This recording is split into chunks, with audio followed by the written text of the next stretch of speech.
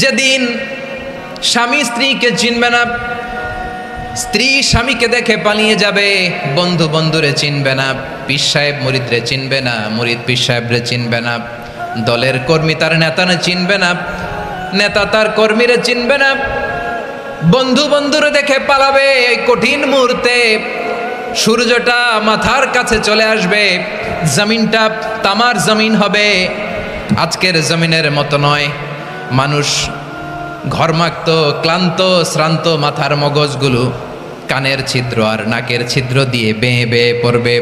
বিশ্বনবী ফরমান, কিয়ামতের ওই কঠিন ময়দানে 7 শ্রেণীর ব্যক্তিকে রব্বুল আলামিন তার আরশের নিচে ছায়া দিবেন।